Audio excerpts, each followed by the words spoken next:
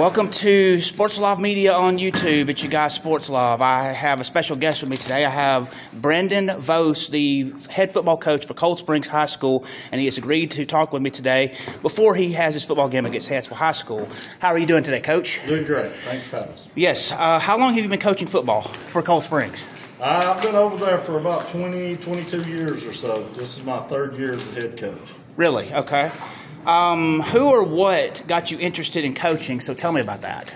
Well, I said coaching something I knew I wanted to do since I was probably 12, 13 years old. So then I was lucky enough to play for some good coaches at Addison. Coach Phil Wilson was my defensive coordinator. A guy that means a lot to me. Really kind of set the way I wanted to coach. And then I was lucky enough to get to work with Rod Elliott. Worked with him for many years. I actually went to Cold Springs with him, and you know that's kind of the guy that I kind of look up to, and he still helps me today with coaching. Okay, what keeps you driven as a coach? Just the competition, the chance to be around these kids, to see them get the opportunity to compete, being able to teach them to be men. There's a lot more to it, the game, than just football. All right, so tell me the process of what you do to get your team ready to play football. Well, you know, it's hot this time of year, so being at the beginning, so we do a lot of conditioning. We like to hit the sled. That's something that we've took a lot of pride in this year. We've hit the sled every day. So that's kind of the biggest way we get going. Okay. Over the time that you've been coaching, how has your style of coaching changed, or has it? Well, I'm still kind of I guess you'd say old school. Like, we're going to line up and try to play 3 yards in a cloud of dust. We pretty much tell you where we're going to run the football, and that's what we do. We just line up, hand it off, and go right at you. Okay. My next question, let's see. Tell me the process of what you do to get your team ready on actual game day.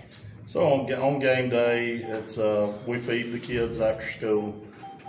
Then we have a lot of reflection time, just sitting, thinking about what we're going to do that night. The kids get the opportunity for some quiet time. Then we come over to, like tonight, we drove over here. They got the opportunity to think about what's going on the bus ride over here. And then we kind of get straight into it as far as special teams, offense, defense, warm-ups. Okay, so as a football coach, what has been your best memory that you can recall?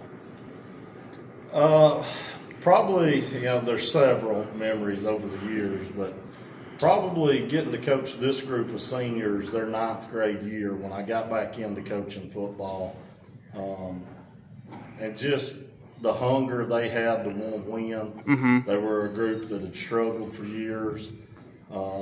Getting to see them beat teams, they went undefeated that year, and they got to beat teams that had beat them pretty bad the year before.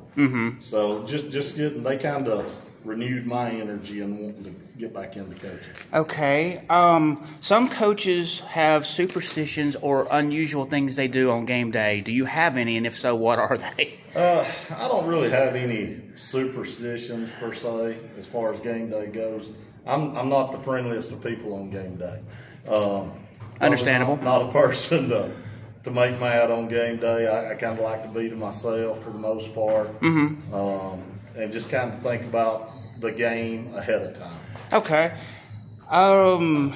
With regard to football, what are your expectations for this year's football season? Our expectation is we're going to be ready for the first play of this game. Whatever the opening kickoff is, that's what we're going to do. And then the way we've set this season up is one play. When that play's over with, we'll change our expectations to the next play. But for right now, it's this opening kickoff of the Hanceville game. I got you. And my last question that I have, if you could tell up-and-coming football players anything in the form of encouragement as part of your legacy, what would you tell them? I would tell these guys the same thing I tell them every day is, you are leaving your own legacy. You know, you are leaving your footprint on this program to be remembered, and it'll be remembered the way you want it to be. We do a lot of talk.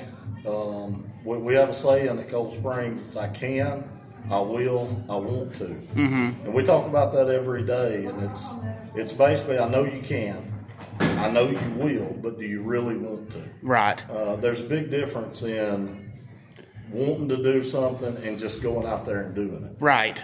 And for these guys to leave their legacy, to leave their mark, not just in football, but in life, it's got to be something they want to do.